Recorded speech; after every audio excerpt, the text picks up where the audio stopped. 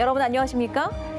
이제 내년 총선을 5달 앞두고 부산도 공천 물갈이 요구가 높은 상황입니다. 하지만 글쎄요, 현재로서는 큰 변화가 없어 보입니다. 혁신을 앞세운 인적 쇄신, 또 인재 영입의 필요성만 대두될 뿐 부산 현역 의원들의 변화 움직임은 감지되지 않고 있습니다. 총선을 앞둔 부산 정가 분위기를 조재형 기자가 전해드립니다. 초선이 많은 부산민주당은 현역 물갈이 요구에 비교적 여유로운 모습입니다. 중앙당에서 현역 의원들에 대한 평가 작업을 진행하고 있고 그 결과 하위 20%에 든 의원들에 대해선 공천 평가 시 감점이 이루어지겠지만 6명인 부산민주당 의원들의 지역구엔 현재 공천 경쟁을 벌일 만한 도전자조차 거의 없는 상황입니다. 다만 인재 영입 대상에 포함된 것으로 전해지는 현직 차관급 인사 3명 정도가 부산 출마 여부를 저울질하고 있어 경쟁력이 약한 일부 원외 지역위원장을 대체할 가능성이 점쳐지고 있습니다. 이 평가 결과를 중심으로 공천 작업이 진행이 될 것이고요. 그리고 여기에다가 인재 영입까지 함께 고려를 해서 중앙당에서 공천 작업을 진행하죠. 반대로 현역 물갈이 요구에 부산 한국당 의원들은 잔뜩 긴장한 모습입니다. 당 내부에서도 중진 물갈이 목소리가 공개적으로 나왔습니다.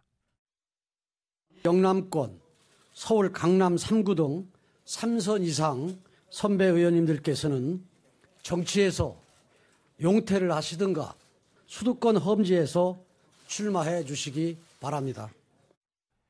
부산 현역 의원들 중 대다수가 3선 이상이지만 김무성 의원을 제외하면 불출마 기류는 감지되지 않고 있습니다. 오히려 중진 물갈이 요구에 사선 김정훈 의원은 반박 성명을 내며 예민한 반응을 보였습니다.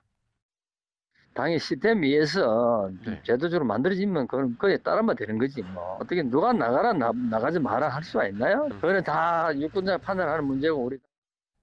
하지만 부산 한국당의 경우 인적 쇄신에 대한 외부 압박이 점점 더 커질 가능성이 높아 현역 의원들의 고민도 깊어질 것으로 보입니다.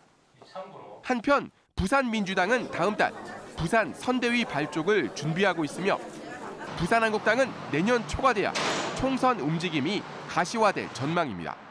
MBC 뉴스 조재영입니다. 소리를 잘 듣지 못하는 아이들이 화음에 맞춰 노래를 한다. 이게 언뜻 불가능해 보이지만 4년째 노래를 통해 관객들에게 감동을 주는 합창단이 있습니다. 바로 청각장애 아동들로 구성된 아이소리 앙상블인데요. 이번 정기 공연을 통해 관객들에게 행복을 전하기 위해 열심히 준비하고 있습니다. 류재민 기자가 이 합창단을 만나봤습니다. 깜찍한 율동과 함께 아름다운 목소리로 노래를 부르는 아이들의 눈빛엔 진지함이 가득합니다. 옆 친구의 소리에 귀 기울이며 멋진 하모니를 만들어냅니다. 겉보기엔 일반 소년소녀 합창단과 다를 바 없지만 인공 달팽이관이나 보청기와 같은 청각 보조기를 통해 소리를 듣는 청각장애 아동으로 구성된 아이소리 앙상블 합창단입니다.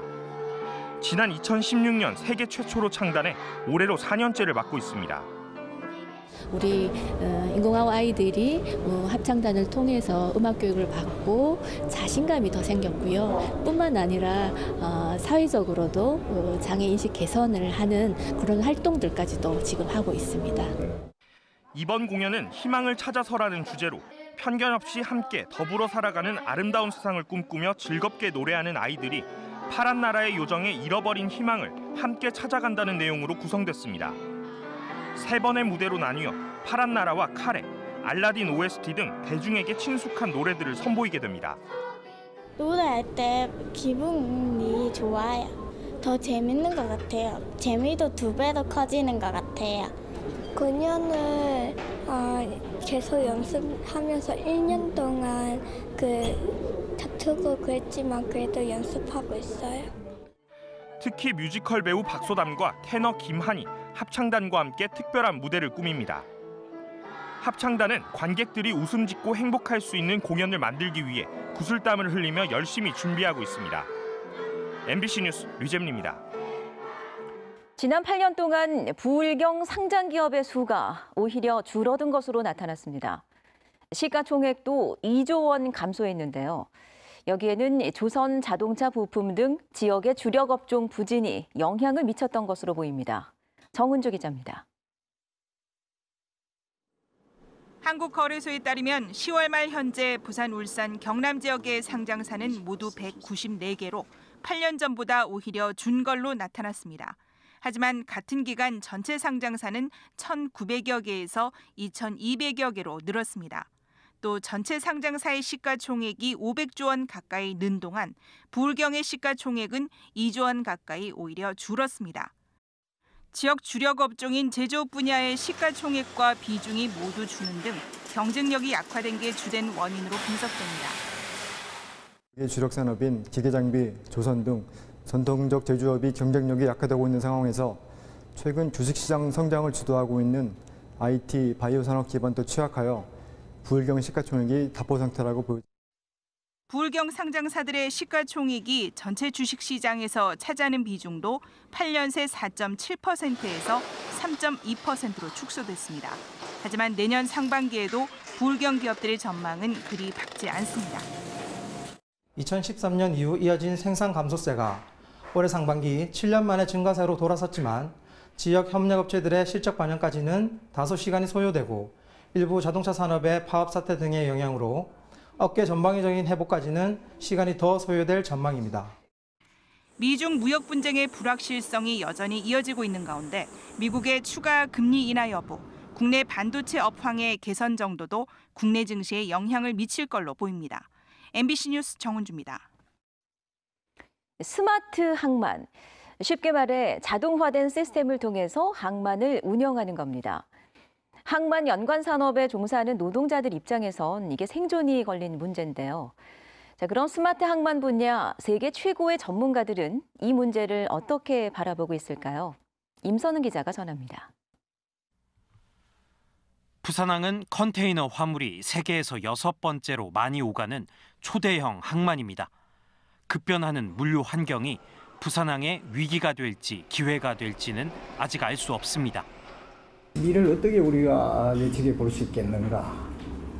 그런 것을 우리가 각 분야 전문가님들을 모시고 논의를 해보자. 이렇게 시작이 됐습니다. 물류 환경의 변화를 주도하는 의제 중 하나는 바로 스마트 항만입니다.